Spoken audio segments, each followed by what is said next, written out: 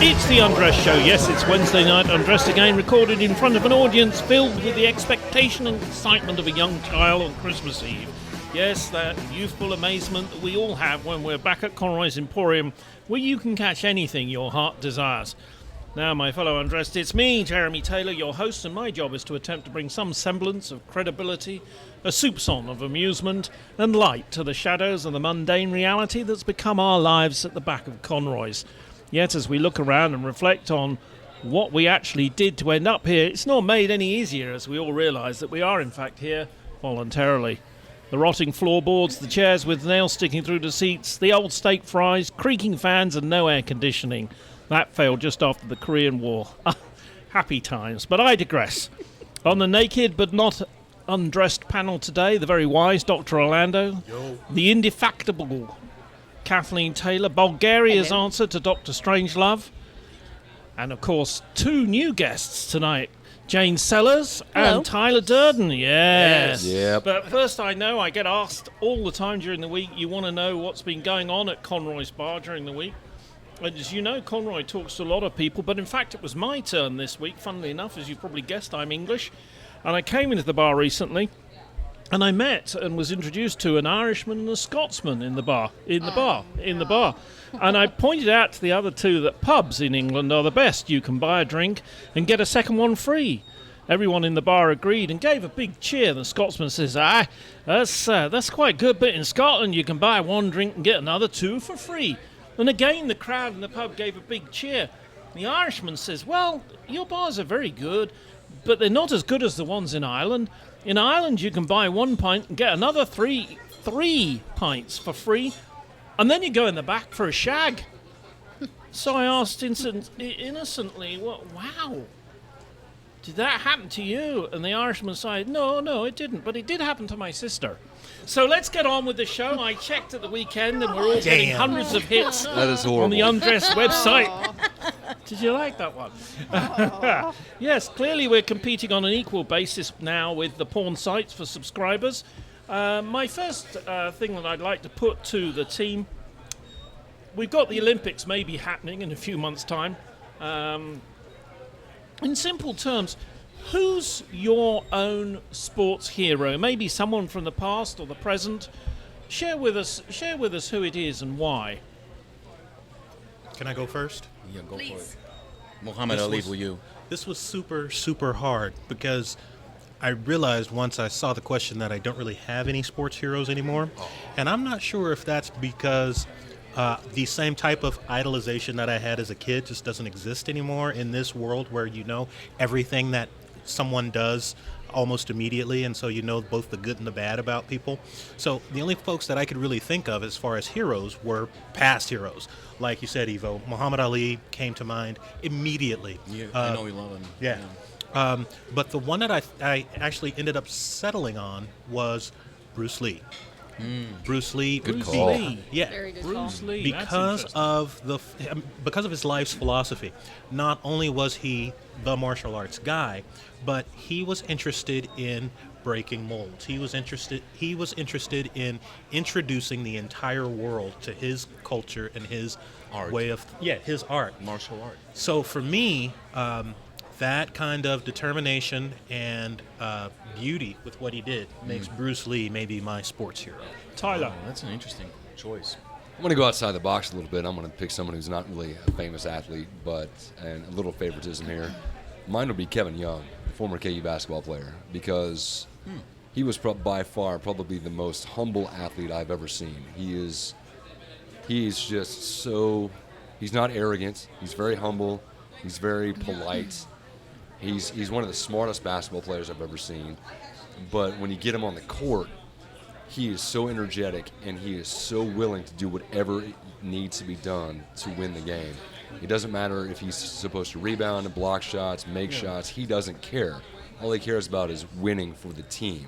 I've never seen a team-oriented player like him. Kevin Young, the recent big guy that played relatively recently, right? Yeah, a few years ago for KU. Yeah. His brother Donovan plays with my son on the same team. That's correct. Yeah. Yep.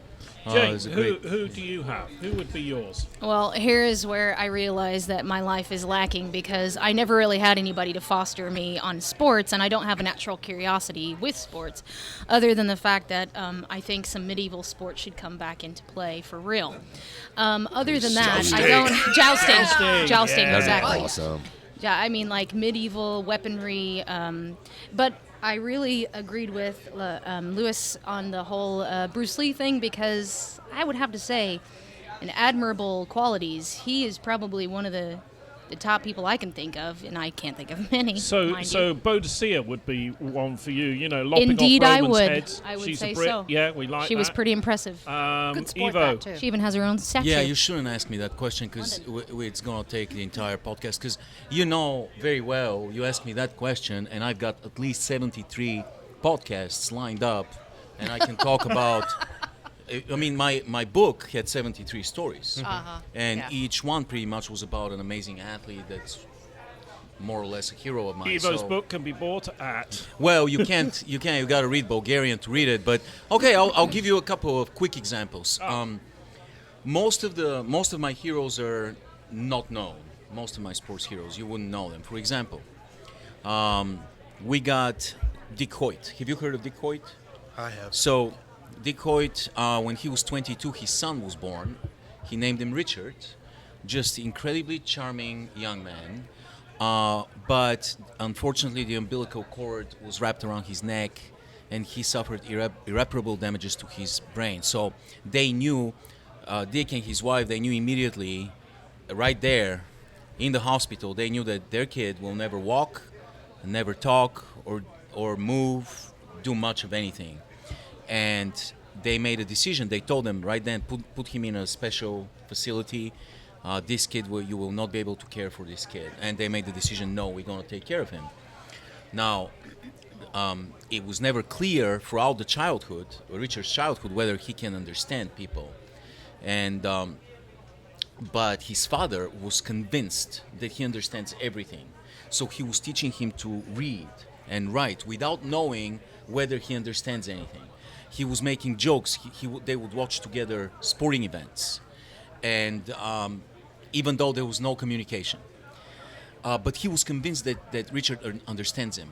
And one day, it was like early 70s, these scientists from the Harvard University came up with a device that allowed Richard to communicate, and they still didn't know if there's intelligence in there somewhere. But he would push a big button with the back of his head and use that to type letters on a screen, on a computer screen, early 70s.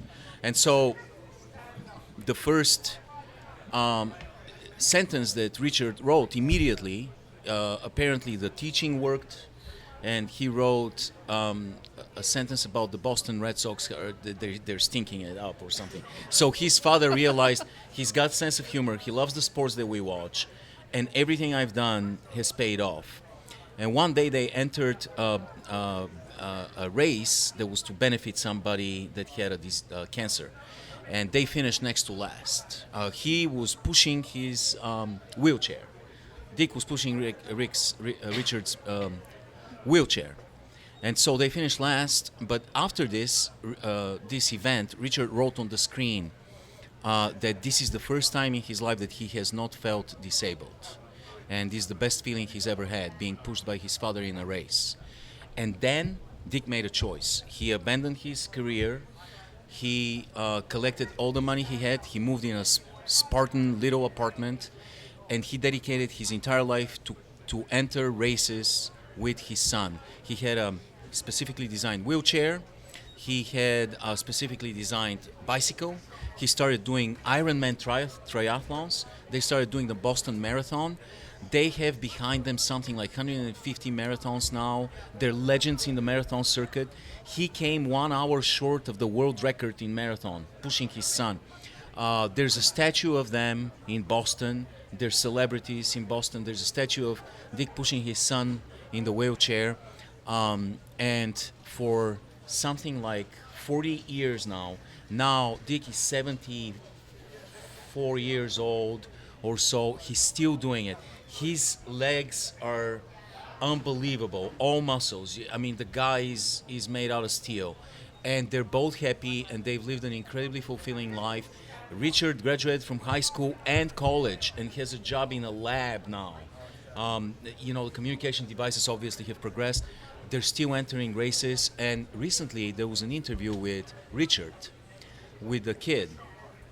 He's now 40-something years old, 47 years old. And they said, hey, if you have a chance if you have a chance to get off the chair, what would you do? What would you do? And he said, well, the first thing I'm going to do is I'm going to put my father in the wheelchair. I'm going to push him for once in a race, and we're going to do it that way. Yeah. Kath. Oh, that's kind of hard to top. Yeah, follow that one. Whoa. Okay, Well, we're only giving My pick Evo looks a like breather. crap now. I know. Well, this is going to date me, but my favorite sporting heroine has always been Billie Jean King. The first, in your face, I'm a woman. Great feminist. Live with it. Yeah. I'm good at what I do, and I should get paid for what I do. Yes. Brought women's sports She's not way only forward. The greatest tennis player, but also a great feminist. Kind of like Yeah. Dr. J, not only a great basketball player, but an amazing physician.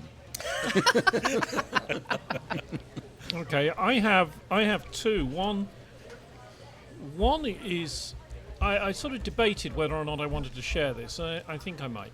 One is my father. And my father had the potential to be a world-class racing driver, and he was offered a drive with Aston Martins back in the late 50s, and actually was about to compete in the Le Mans. He was putting times in for Astons faster than their lead driver in practices. He then entered another race and had a very bad accident. And my mother said to him when he got home from the hospital, I can't handle this. And so he gave it up. And he regretted it all his life because he would have been a famous racing driver. There's no doubt about that. He didn't regret why, he just regretted that he did. And so I think that's the sort of thing heroes do, and it's useful. But my actual real sports is a guy called Gary Lineker. Oh, Gary yeah. Lineker is a soccer player, retired now, Great. English soccer player. I won't keep you terribly long about him. Lineker made his England debut in 1984, 80 caps, finished his career as the second highest scorer behind Bobby Charlton, before he was overtaken by Wayne Rooney, who of course is still playing today. Yes. He's also the only player to have won the English Golden Boot with 3 different clubs. Very Okay, intelligent. he topped the world score in 1986 in the World Cup, received the Golden Boot for that. What's and different? he made a hell of a potato chip advertisement. He did. But Yeah. what is special about Gary Lineker, if you just take what I've just said about his career, Yeah. right? Not once did he ever get a yellow card or a red card. He went through the whole of his career, from Leicester City all the way through World Cup. He never was sent off, not once, nor was he cautioned or told off. And what that proves to me is it is possible to be a first-class sports person, Yeah. right, and not break the rules and behave decently. One more from Evo very quickly, because you're good at this. Why did you call your son the name you did? Oh yeah, quickly about Emil Zatopek, the great Emil Zatopek. Not many people know about him, but many consider him to be the greatest track and field athlete of all time. He was born in Czechoslovakia, and he became Olympic champion in London in 1946 in the austerity Olympics. He won the 10,000 meters, but he was one of these people that don't like finishing second. So he decided, I'm going to win more. I'm going to become the greatest of all time. So he started training in a very bizarre way. He invented the interval training, which is used to this day. He also did some crazy stuff. He ran without taking a breath. he would do a bizarre thing where he would run a short distance without taking a breath. Then he would increase that distance and increase it until he finally collapsed and fainted. So he would push himself to the limit and did some crazy stuff that's used to this day. But he was also a very kind person, just beloved by everybody. Very modest, very humble, wonderful human being. So in the 52 Olympics in Helsinki, he wins the 5,000 meters. First, he won the 10,000, which was his discipline, so everybody expected him to win. Then he wins the 5,000, which he was not favored to win in one of the most epic races of all time. Then, on a whim, he enters the marathon, which is unthinkable. In 1 week, to run the most grueling this will never be done, by the way. Never, ever will this be done again. He goes, wins the marathon, and his name, Zatopek, became kind of the chant of the Helsinki Olympics. The 3 syllables, the entire Helsinki was chanted, Zatopek, Zato. He was incredible. And then he beat like 11 world records in the next 10 years. He was the most dominant runner of the time. Then when the Prague Spring arrived in 1968, Czechoslovakia decided to secede from the Soviet Union. There was a president they had, Alexander Dubček, who said, we're going to do our own version of communism. It's going to be a socialism with a human face. Pluralism, democracy, blah, blah, blah. Unthinkable stuff at the time. The Soviet Union came in with the tanks, took care of it. Zatopek went to the streets and knocked on individual tanks to tell the Soviet soldiers to go back home. That's how brave he was. For this, he was punished to work in a uranium mine, and he worked for 6 years in a uranium mine where the life expectancy was 40 years old. Then he worked as a trash collector. They tried to humiliate him.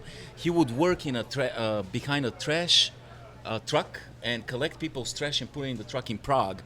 People took to the streets and would follow the truck and scream, Zatopek, Zatopek. And so at some point, and they wouldn't let him touch their trash. They would pick it up and put it in the truck.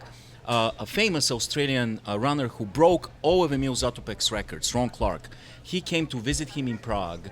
He broke all of his records, but he couldn't do one thing, win an Olympic gold medal. He couldn't win it. So he came to visit him and talk to Zatopek, and they spent 2 amazing days in Prague. And at the airport, Zatopek gave him a small box and said, here, this is a present for you, but don't open it until you get in Australia. Don't open it in the airplane. So Ron was worried. He was thinking, wait a second, what's going on here? This might be contraband. I was in a communist country. He might be sending some secret message. He opened it. It was Emil Zatopek's gold medal in 10,000 meters from the Olympics. And there was a little note, because you deserve it. That's the kind of guy Emil Zatopek was. And you named your son after him. Emil, yeah, partly because of that, my son is named Emil. And what an amazing story. What a beautiful human being he was. He lived to see the liberation, the Rio Spring in Prague, and lived the last 10 years of his life in comfort, but very modestly in a small apartment. His wife also won a gold medal. That's a great love story they had in Helsinki. He won his gold medal, and he went to her and said, Jana, that was her name, Jana, here's my gold medal, hold it for good luck. 50 minutes later, she went and won the javelin gold medal. So there's a couple that won together at the same Olympics. She used to like to tell him off, though, didn't she? Yes, she was very fiery. She's still alive. He would still be alive. There were 2 amazing physical specimens. If they didn't put so much effort to destroy his health, he would still be alive. So there's Emil Zatopek, a great hero. That's a lovely story. You've inspired me. I want to change my answer. I want to change my answer to Secretariat. Secretariat's a good one. Let's move on to another subject, and I'd like you to think quite carefully about a number of these things we're going to do today. Guns. Clearly guns are a big issue in America right at the moment. Different countries have done things.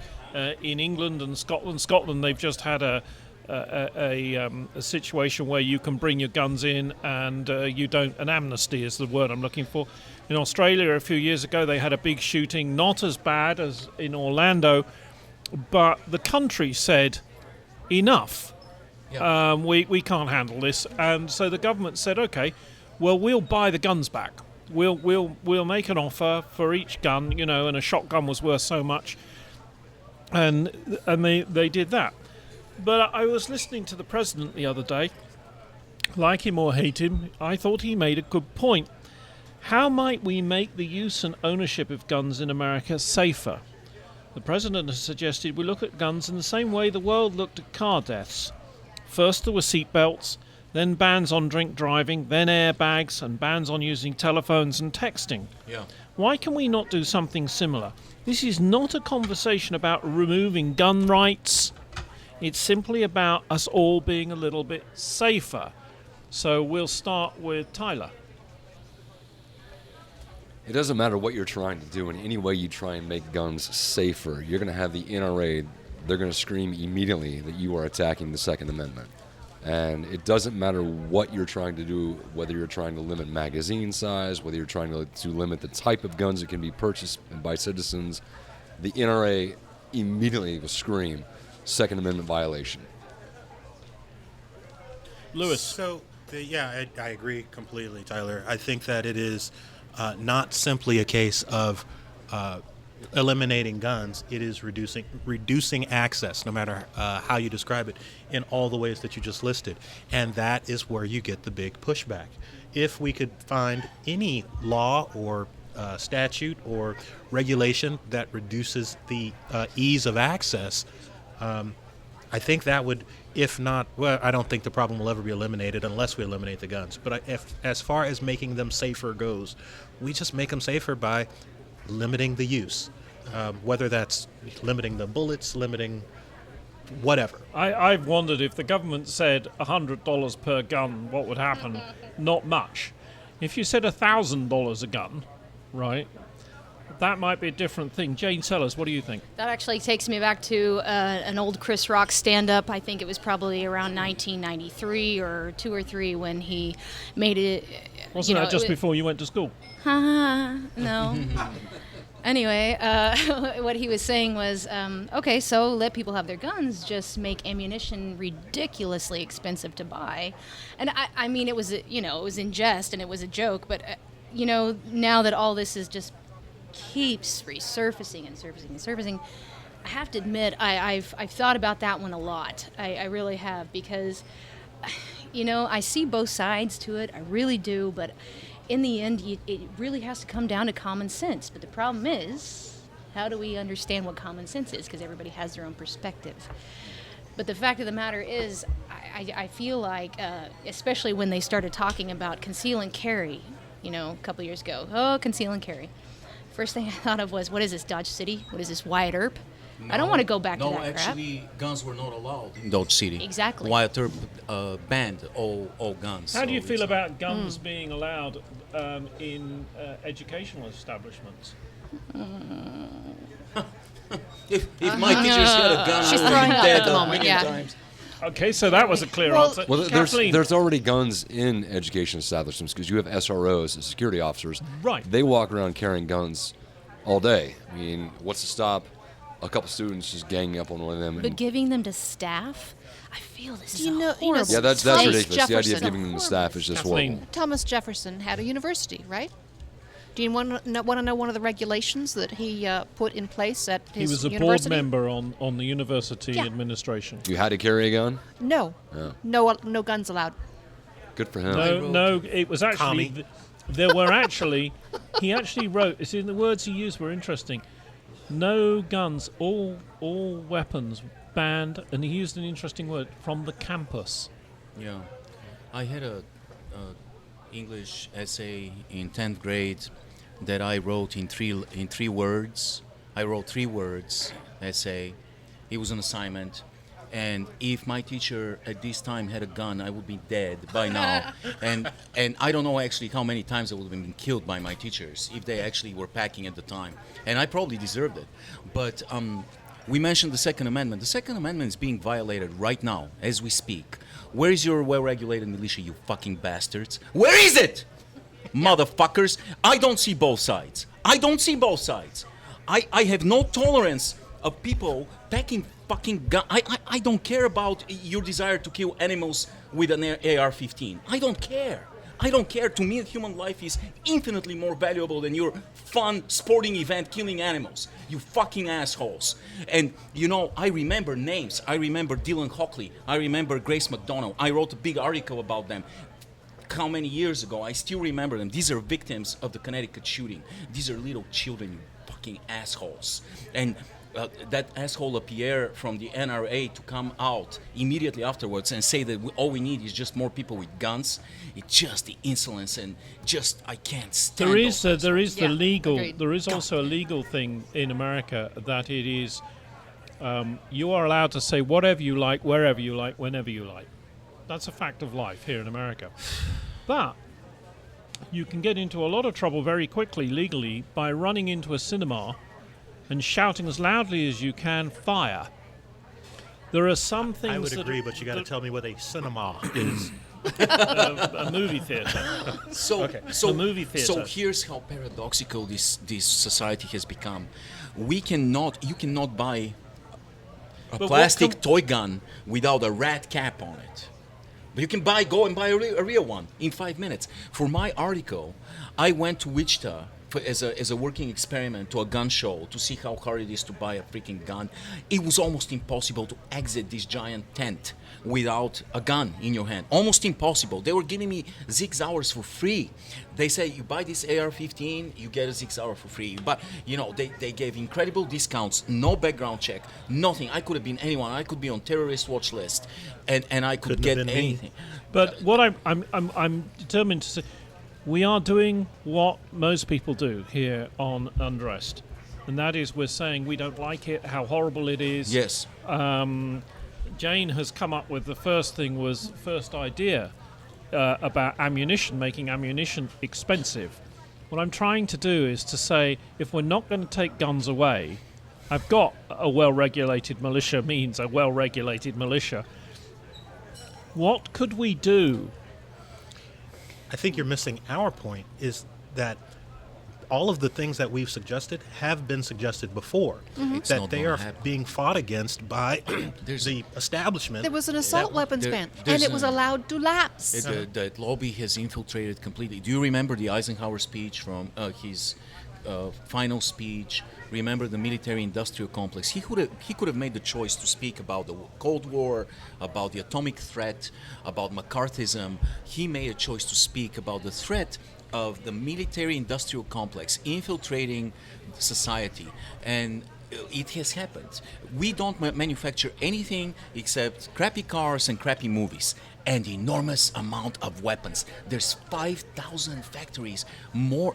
They employ more people than the automotive industry, the weapon manufacturing business in America. So this is an industry that right now, if we stop manufacturing those weapons, our economy will collapse. There will be millions of people without a job. So it's gotten to that point. And The whole thing boils down to the brainwashing that's been going on in this country. The people who think, they're coming to get our guns. We need to be armed against the government, which by the way, is treason. Yeah. It's just ridiculous the root of paranoia. it is the brainwashing. That's a manufactured paranoia. So can we and- break the brainwashing? And get this. Nobody's the point. carrying muskets anymore. When you have, and they wrote Yeah. this amendment, by the way. This amendment was written when machine guns were science fiction. No, they were not even science fiction. They didn't exist even in the minds of science fiction writers. That's when this was written. Where would we be as a humanity, as a civilization, if we never adapted and changed throughout history? This is just stupid amendment. And also, what about you mentioned the car industry? What child is allowed to drive a car, a deadly weapon? What child? We are marketing guns for children. The company Cricket has commercials marketed for 4 or 5 year old children. My That's first true. gun, pink shotguns for the girls, blue ones for the boys. What are you doing, you idiots? Well, Yeah. again, I think going back to the question, if the problem is brainwashing, is there some type of education that we could do that would break or at least stem the flow of the brainwashing? Is this Yes. a problem that we could look at maybe phasing out with a concerted effort over the next 20 years. You could take all the CEOs of gun companies and you could tie them up and sit them in a dark room and hold a gun to their head and see how they feel. I think one of the things And tell that them, would look, here's that the deal. would, You have a choice. You can change regulation or not. It's up to you. How does one of this the feel? things that we could do, which would be very interesting when it comes to gun control, is that America, and the two ladies on the panel will attest to this. Women in America do not have nipples. I don't know whether you've noticed this, but you will never see, not ever, on the TV a nipple. Yeah, you do. Now you will see Arnie machine gunning 30 baddies and shouting to the helicopters. Okay, you'll see stuff like that. You can watch the most amazing horror movies. Mm-hmm. What you won't see Use a nipple. are pictures of the little kids, the remains of the kids in the schools after a shotgun bullet took off half to 2/3 of the child's head.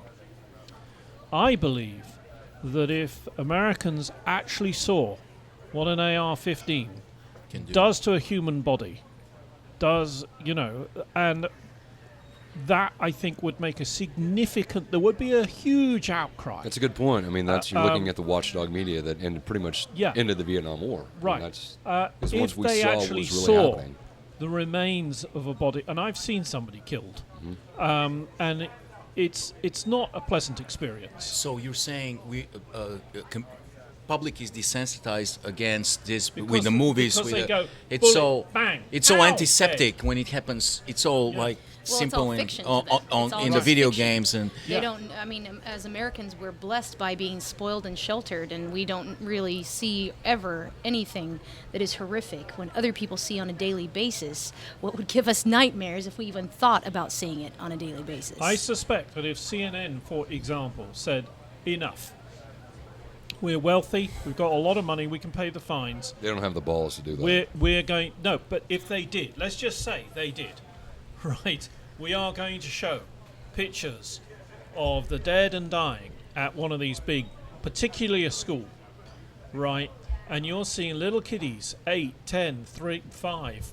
14, right, blown apart with bits of meat Yes. hanging off them, then I suspect there would be an outcry. They'd complain first of all about how dare CNN show that film. this is a country that doesn't allow us to show even the coffins of our soldiers arriving from war. How about what kind of social compare and contrast commentary is the fact that the same thing happens in England in Dunblane in the 90s, and 2 months later or 3 months later, England bans all guns, completely bans the guns, to a point where even your Olympic shooting team trains in Switzerland. They're not allowed to have, the Olympic shooting team is not allowed to have, use guns. Just Hey, a banned bullet air can put you in guns. jail. Would you believe that? So you think like a BB gun. By Let's the move way, on. Dunblane, by the way, was a great tragedy. How many kids were killed? And Andy Murray, the great tennis player, was one of the kids there and didn't get killed. He was in the school. He was in the school. He was on his way with his brother to the gym where the shooting happened when it So started. their response is rather different from the asshole. Completely different, 100%. In Florida, who's running for office, and in the wake of the Orlando shooting, has decided to offer a prize AR-15. Yeah. Let's move on. In this country, no shouting now, ladies, ready to be led by a woman, or possibly even women. The question is not, is it their right, because clearly they have as much right as anyone, but in the light of the bigotry around our African-American president, how might this male chauvinist country deal with being run by a woman? And I can say this question because I lived in a country and ran a business under Mrs. Thatcher, who wasn't actually a woman. But that's another story. We don't know. Yeah. Let's start with Kathleen, because I know you are a woman. This country is already run by women. It will make no change whatsoever. The good, the bad, and the ugly, I hear in the background. As long as someone else can hear it, I'm not going crazy. Lewis? I tend to agree with you. I don't know that there's going to be a substantive difference from women. I think that the venom coming from the conservative base will change its tone just a little bit. Oh, from being anti-racial to being to being misogynist. Exactly. That's not a huge jump. But that's going to be really the only change. I don't think that there's going to be rioting in the streets. I don't think that people are going to be jumping off bridges or anything like that. I think that people are going to bitch and moan until they realize that Hillary is a completely capable leader, and then they'll just make fun of her because she's a woman. Jane? I'm going to kind of build upon that a little bit here just for a second, because what you said there, I totally agree with you. However, I think the degree of sexism and just the sexist attitude is going to be much larger versus racism, because our country, yes, racism is still a huge problem, but sexism is by far a worse problem because it is just such an ignored problem, an ignored issue, and it's an issue that we just as a society plead ignorance on, and it's horrible. It is just shameful. And I think everything, if Hillary becomes president, anything and everything she does, she could, hell, I don't know, she could give $1 million to every citizen. Something fabulous. I don't know. And yet Something fabulous. Still, you would see just person after person, critic after critic, just figurehead after figurehead, barking and complaining about everything she will do. Which is exactly what has happened to Obama. It is everything that happens to Obama. Yeah. Yet he still has supporters. I would argue and go even further. You will find, even if you are a Democrat in the Senate and in the Congress, you will see a large majority of them eventually become anti-Hillary. Saw a lot of them become because she is a woman. too, though. Yeah. We asked you to come on. We're interested to see what your thoughts are. Well, I have to say I'm kind of leaning toward what Tyler is saying as well. You know what's worse than being a different race than white and male, a female? Doesn't matter. It's always been that way. And even though there's strides and there are steps towards something better, it's still so unacceptable that a lot of people just cannot get behind it. And Yeah, you're right on that. Yeah. And I mean, you know, there was a point made about how women run this country. Yeah, they have, but they were always behind the scenes, and they were not. You know, a silent voice. It's always a silent voice driving the man. Yeah. So it's a dodgy area. And to an Yeah. extent, if you think about our history with Obama, our country feels more comfortable electing a minority to president than we do a woman. That's why a minority individual became president first before a woman ever became president. I'm not sure I'm willing to go there.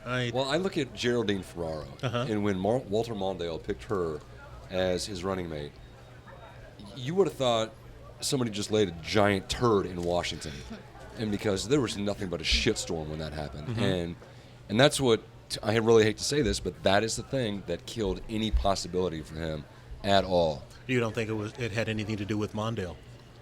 He didn't help the situation, but right as soon as that happened, you saw a large majority of, especially white males, all of a sudden go, boom, no, screw Mondale. I thought about him, but no, I'm going to go with Reagan now. You see all that in this emphasis upon Hillary Clinton about how, oh, well, she's not likable enough because she's not fawning and all over men. I'm not willing to And go. think Don't with forget that about the Think either. about what they pantsuits. call The her. pantsuits. Oh, yeah, are- pantsuits. No, Don't I'm get your not- pants Think about loose. what they call her. People Jeez. who are critical of her, they don't sit there and argue about some kind of rational decision making she's doing.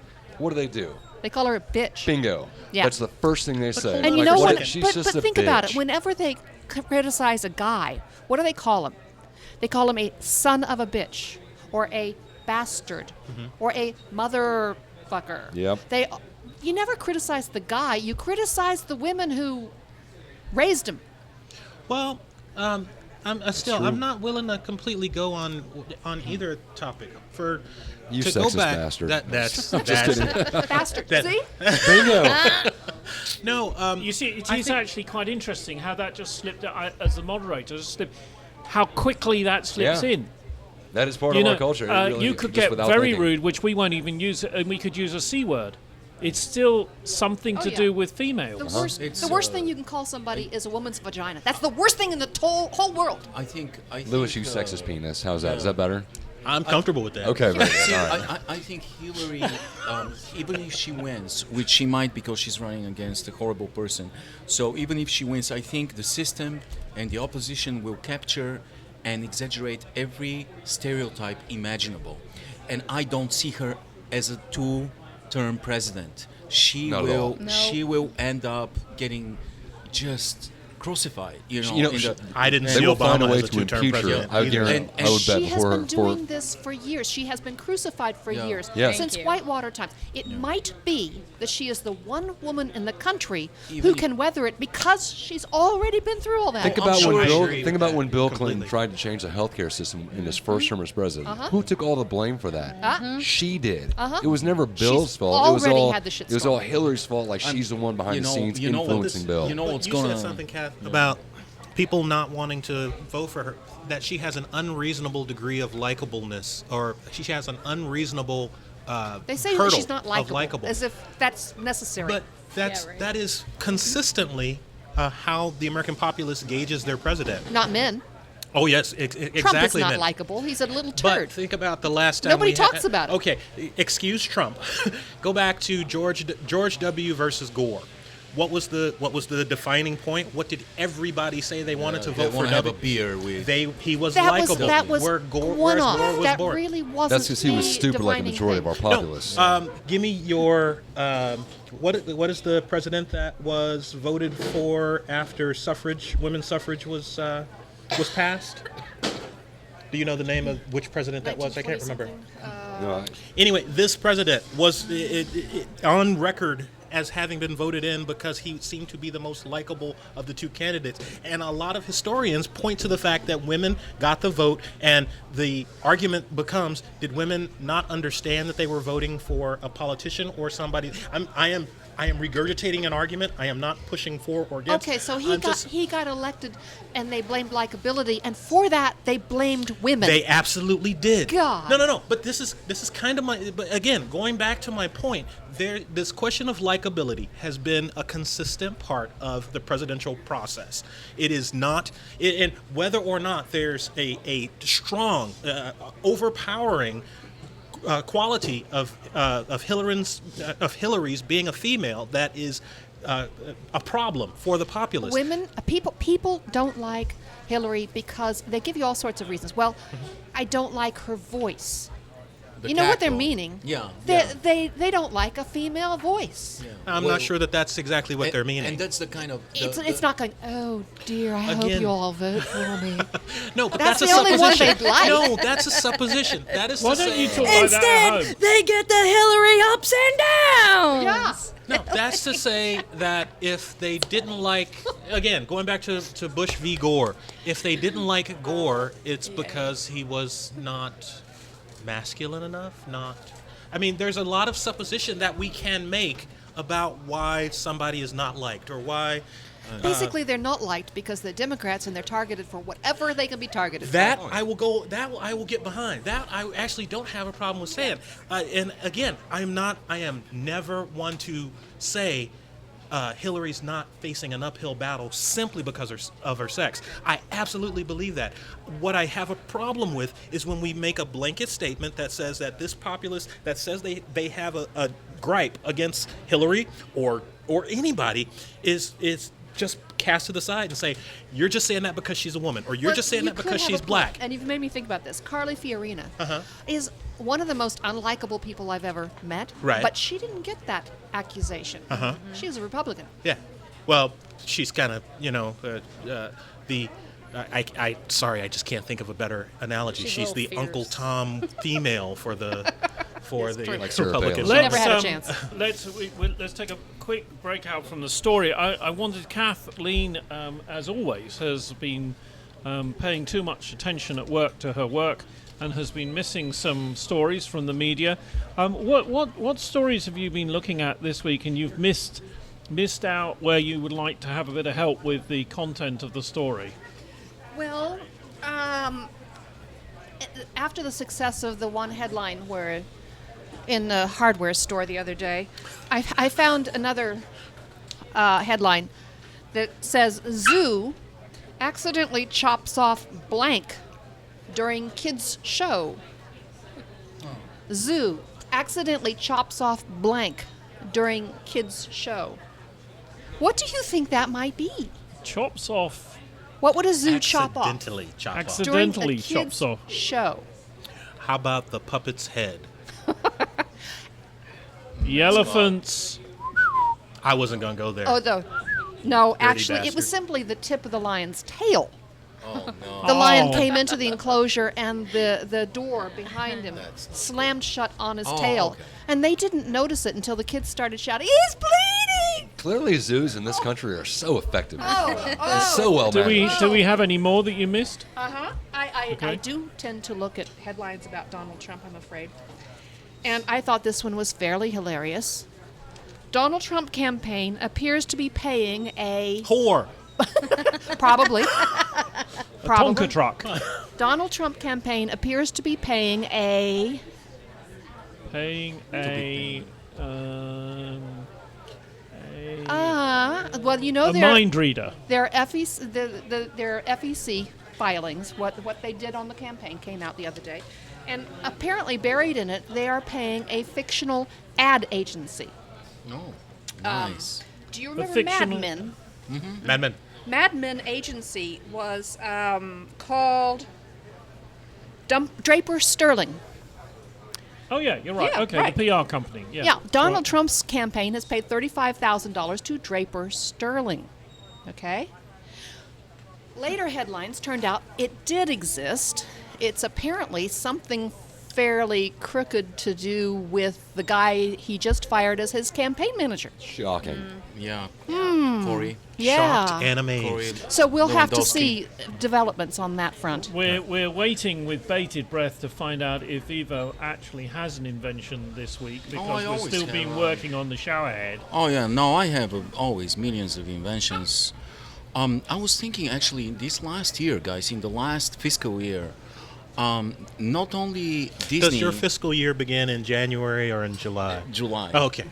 Not only Disney, but Universal Studios also made in excess of $7 billion off of their amusement parks. Amusement parks, guys, listen to this. Amusement parks are big business. Big business. I mean, $7 billion is basically the revenue for a small country. And what I discovered is we have Harry Potter, we have Universal Studios, we have Disneyland. We don't have, and it's just obvious, it's so obvious, one of the most profitable industries, the porn industry, the adult industry. There's no Oh, amusement right. park. There's no amusement park. Yeah, there is, No. man. It's called Bangkok, Thailand. Oh no! but not in no, LA. but there's no like. There's no like. There's no ride. There's no. Okay, There's no. Oh, there's a ride. There's no. Trust me, there's a ride. There's no Disneyland. You know, it's. What? You know, we have to Disneyland. have. We have to have an good actual Lord. amusement park with rides, and you know, there can be. What would be the mascot of Disneyland? How about? Is that you? No, Louis, How not you. about- Louis, put your No. hand down. No, it's Well, we it. can have a giant Ron Would that be Jeremy, Spermy? or Yes, or Mickey, Spermy man. or Sperm- no, just Spermy, Woody. yeah. Woody. or- Woody. or- Dance Woody. a little. or- No, or- Woody. or Mickey Phallus and Minnie Phallus. You Yeah. know, No, it how can't about- be Woody. He's already a real character in How Disney. about- Yeah, you can't use that. Disney would sue. How about You call him Stiffy. He actually would suit How very about well. and see, you guys, you're joking, but you know, you can have such incredible success. What amazing source of revenue! You know, we can have rides, actual rides. We can have truly immersive amusement for adults. You know, you can have, a completely wants a mustache different, ride? completely different connotation for Splash Mountain. You know, Oh, God! it will be We just call it it will Sploosh just Mountain. end in a different way. It will just end in a No. completely different way. Yeah, with a happy ending. How about and it's going to be an equal opportunity amusement park because some ladies and some men are not born very well endowed, so we can have a ride called "It's a Small World." It's a small world after all. Then how about Swiss Family Robinson threesome? Sweet. Yes. Let's move on to our last Oh, dear. subject. Pop stars like Lovely. Michael Jackson or Prince, and many presidents, politicians, and often the seriously wealthy, from Hitler to Mugabe, Saddam Hussein and co., could be described as rudderless, in that they're surrounded by sycophants who dare not advise against what the principal wants to do, i.e. the principal is cruising at sea with only themselves at the helm. I ask, are Trump and Clinton perhaps rudderless? I'm asking both. Are they both rudderless? I.e., there's no one actually telling them what to do. Can I interject before we start on the question? There is, again, a supposition in your question that because people have sycophants surrounding them, that they are completely surrounded by sycophants. And I don't know that that is true in either of the examples that you gave us. And I'm pretty sure it's probably not true in the case. I would especially think that it is not true in the case of Mrs. Clinton. Don't know about the Don. I think that possibly the Donald is being run by his kids. Yeah, that actually is a rumor that's very persistent. Yeah. That they're helping, really, they're running the campaign, and they just fired, Ivanka fired But the argument that campaign manager. that pop stars are doing stupid things and nobody's telling them to not do stupid things, I think is a fallacy. I think that everyone has secrets. Everyone has things that they do in the privacy of their own home that they don't let anybody know about. I know that my wife would be very, very angry with me if she ever found those magazines. And so if you're going, and that you're going to Disneyland every year. Exactly. So there's Why lots you of would things. ask her, why have you got these magazines? I'm getting a lifetime pass. You would ask No, your wife there's- why she had those magazines? I would ask her, how did she know to look in that hole that I dug in the backyard? Oh, they're your I thought they were her magazines. No. But I'm saying that we all have things that we hide from other people, and that doesn't necessarily mean So, that Jane, we are what do rudderless. you hide from other people? Yeah, let's put Yeah, Jane let's on the ask spot. Jane. You're the Gonna get another newbie. beer right now. Your beard?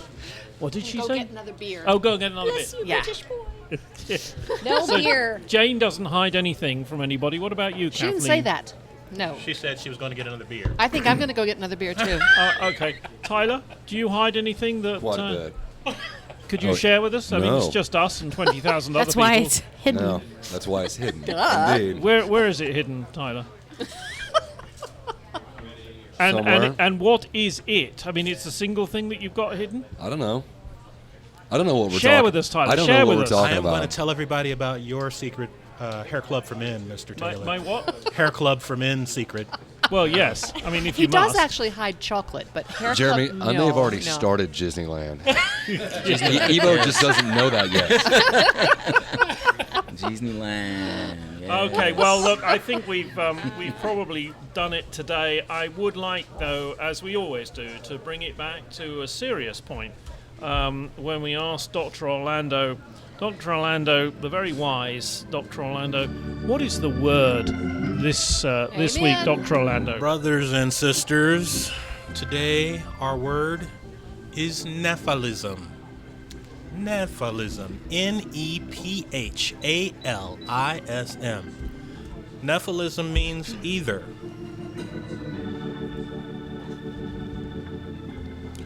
gigantism in babies, alcohol abstinence.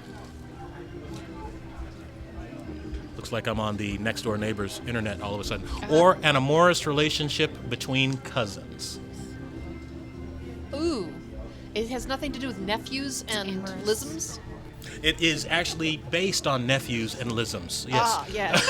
Okay. Nephalism. So it's either gigantism in a baby, alcohol abstinence, or it is an amorous Amorous. relationship between cousins. Yes, I don't know how I pronounced that the first time, but I meant to say amorous. Amorous. Yes. Amorous. Amorous. Like amorphous, but maybe dealing Nephalism. with And love. it's actually Yes. it's spelt, ladies and gentlemen, with a PH rather than an F. It's three. It's the amorous relationship between. So, Tyler, what do you reckon? What do you think, Tyler? Yeah, I'm gonna go with the cousins. Yeah. You would, you dirty. Again, I've got it right. I already set up in Disneyland. Yeah, we lost using it in a we lost sentence. it Can I at, use it in a sentence? Sure.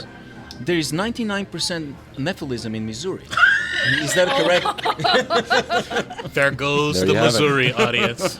Yeah, I'm we just just lost- basing myself on I think you're bluffing us because I have no idea what it is, so I'm going to go with Number 1, gigantism in babies. Okay, Jane, It's number 3. It's right. got to be number 3. the answer is number 2, alcohol abstinence. No wonder we don't know. Oh, yeah. We would never know that. We have It is no idea. Greek, those. nephilos is sober, and that's what it's based on. It means teetotalers, or complete abstinence from alcohol. I'm going to use that one. We want to say thanks to our producer for tonight, and engineer Neil Rasmussen, Tom Conroy, of course, for letting us do this every week. Do come and try his steak fries, and for running probably the coolest proper pub in the region. From me, your host, Jeremy Taylor, thanks for joining in. And don't forget to check into our shows live on KLWN 1320, particularly on Friday and Saturday mornings at 9 a.m. Central, or go to the site. Wednesday night, undressed. Off to Disneyland. Off to Disneyland we go.